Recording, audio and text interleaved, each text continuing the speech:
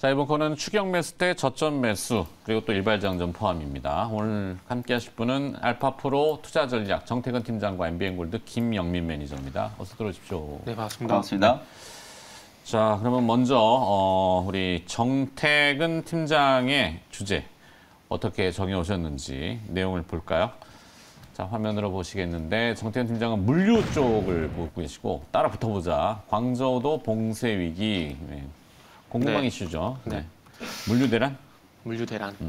그러니까 해운은 이게 좀 경기가 좀 애매한데 물류가 결국 운송인데 이게 해운이라 해야 될지 물류를 좀 저도 좀 항공 운수, 네. 철도, 네. 도로 뭐 네. 이렇게 육상 운송 뭐 이렇게 있다 보니까 이걸 다 합쳐놓은 걸 그냥 물류라고 보는 게 맞는 건데 네. 어쨌든 최근에 몇몇 종목들이 좀 추세가 괜찮아지는 것 같아서 일단은 저는 물류를 선택을 했습니다. 아, 한진칼인가? 네. 한진이 어제 실적이 좋았던 것 같은데. 네. 그 택배비 인상? 네, 그렇죠. 그거 하고 이제 자회사들 대한항공도 있지 않습니까? 네. 그런 부분도 좀 영향을 좀 받는 것 같습니다.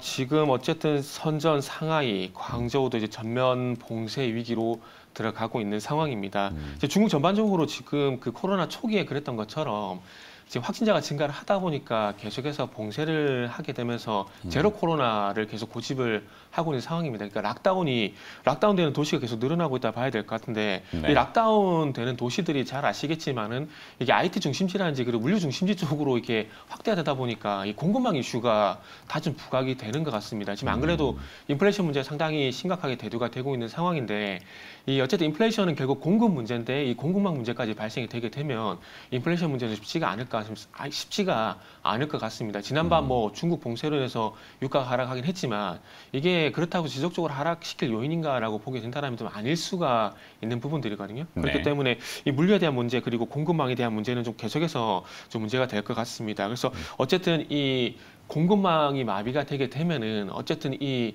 말 그대로 이 공급을 받기 위한 어떤 물류 비용, 그러니까 서로 이제 먼저 그 물류를 확보하기 위한 경쟁이 발생될 수밖에 없습니다. 그렇게 된다라면은 아무래도 물류비가 또 올라갈 수밖에 없는 상황들이고요. 그리고 향후에는 이게 해운제가 또 갈지는 좀 미지수이긴 한데 네. 잘 아시겠지만 봉쇄가 해제가 되고 난 이후에 보시면 아시겠지만은 이 물량이 또 집중적으로 또 그 말 그대로 집중이 됩니다. 그러면 또 선복 부족 현상이 발생되거든요. 그러면 해상 운송뿐만 아니라 육상 운송이라든지 그리고 항공 운송이라든지 이런 부분 전반적으로 관련돼 있는 물류 쪽으로 또 이슈가 발생이 될 수밖에 없을 것 같습니다. 그러다 보니까 이 물류 쪽으로 좀 관심을 가지면 좋지 않을까 생각이 들었는데 네. 그러다 보니까 최근에만 KCTC라든지 한솔 로지스틱스 그 최근에 지난주에 뭐 흥하운이 왜 중국 때문에 올라가지 이런 얘기가 있었는데 흥하해운이. 네. 근데 흥하해운이 그 아시아 쪽, 중국 쪽 이쪽에 그 컨테이너 선적을 하다 보니까 연관성이 있었으면 상승이 있었는데 단발성은 좀 끝이 난 것 같고 뭐 소위 말하는 차트적인 패턴을 보게 되면은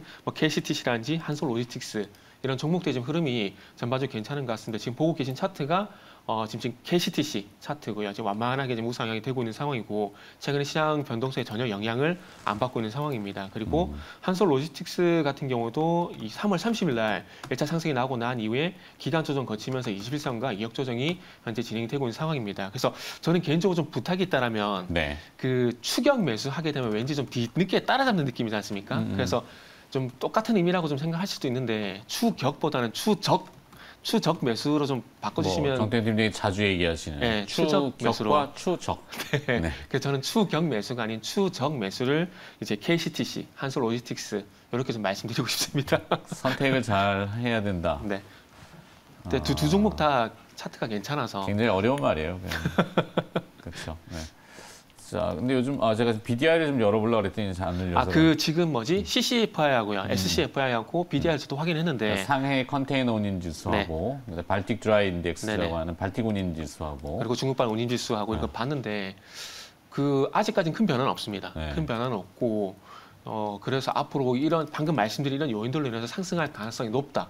뭐 이렇게만 이제 전망이 나오고 있더라고요. 그렇죠. 네. 뭐 운임 지수는 이제 뭐 여러 가지 요인이 있지만 이제 네네. 연료비도 올라가면 운임 그렇죠. 지수도 올라가고 뭐 그렇게 했는데 하여튼 공급망이 엉켜 있는 거는 계속 이슈가 되고 있어서 네네. 이슈를 따라가는 추격. 네. 기업은 KCTC, 한솔 로지스틱스. KTCT 한솔 네. 로지스틱스. 이게 아시아 쪽에 이게 물류 쪽을 담당하고 있거든요. 물류. 네, 그런 게 이슈가 되고 네. 있으니까 한번 본 거고. 김명미 매니저가 또 선택한 시장의 또 중심이 되는 화두라고 해야 될까요? 화면 볼까요? 네. 자, 2차 전지 쪽을 네.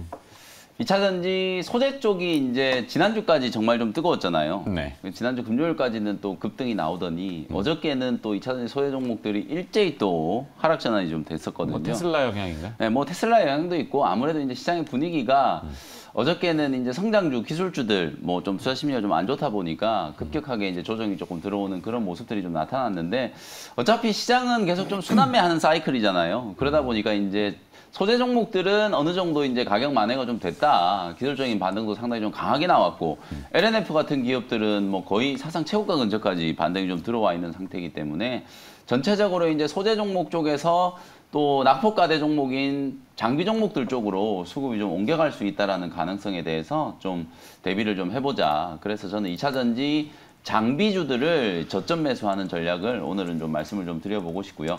LG 에너지 솔루션이 이제 실적 발표를 했는데 실적이 사실 모든 사람들이 다 걱정을 했거든요. 공급망 충격, 그리고 원자재 가격 급등, 그리고 차량용 반도체 쇼티지 때문에 전기차 생산량이, 출하량이 예상보다 이제 좀 많이 못 미치면서 실적이 되게 안 좋을 걸로 예상을 좀 했었는데 실제로 뭐 전년 동기 대비하면 실적이 그렇게 좋지는 않았는데 시장이 걱정하던 것보다는 나름대로 이제 실적이 좀 선방했다. LG 에너지 솔루션 실적이 선방을 하다 보니까 아랫단에 있는 소재 종목들도 예상외로 실적이 좀 괜찮을 수도 있겠구나. 그리고 우리나라 이제 기업들이 아무래도 이제 3원 개 배터리에 들어가는 핵심적인 소재들을 만드는 기업들이 또 많이 있다 보니까 실제로 이제 기술 경쟁력 뭐 요 부분에 대해서 뭐 원가 경쟁력, 기술 경쟁력 이 부분에 대해서 나름대로 이제 뭐 글로벌리하게 경쟁력을 어느 정도 좀 입증했다 이런 얘기들이 좀 나오고 있기 때문에 소재 종목들이 먼저 이제 저는 반등을 한 게 아닌가라는 생각이 좀 들기 때문에 결국 반도체 산업도 마찬가지잖아요. 과잉 투자 또 그리고 공급망과 관련된 충격 이런 것들을 딛고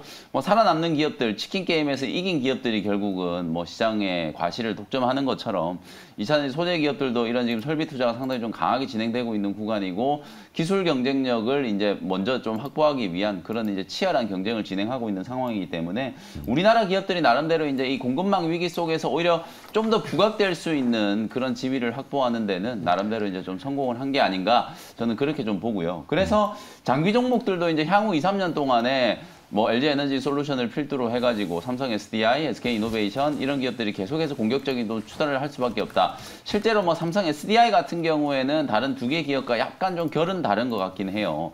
삼성 SDI는 안정적인 성장을 이제 추구하다 보니까 뭐 젠5를 필두로 해가지고 아주 공격적인 설비 투자에 대한 얘기들은 아직 안 하고 있는데 어쨌든 2년, 3년 이후에 어떤 시장이 이제 성장을 한다라는 걸 감안해서 계속해서 설비 투자를 진행을 할 수밖에 없다라는 그런 점을 이제 주목을 해본다면 장비 종목들은 수주 사이클이 좀 이어지면서 실적에 대한 기대감들이 반영이 좀 될 수 있지 않을까. 그리고 이제 이건 정말 좀 소문인데 LG 에너지 솔루션이 미국계 뭐 대규모 기업한테 뭐 조 단위 이상의 큰 투자를 좀 받을지도 모른다 뭐 이런 얘기들이 좀 나오고 있는 상황이기 때문에 결국은 지금 배터리 기업들은 이 북미 시장을 어떻게 이제 좀 차지를 할 것인가 이게 이제 핵심이잖아요.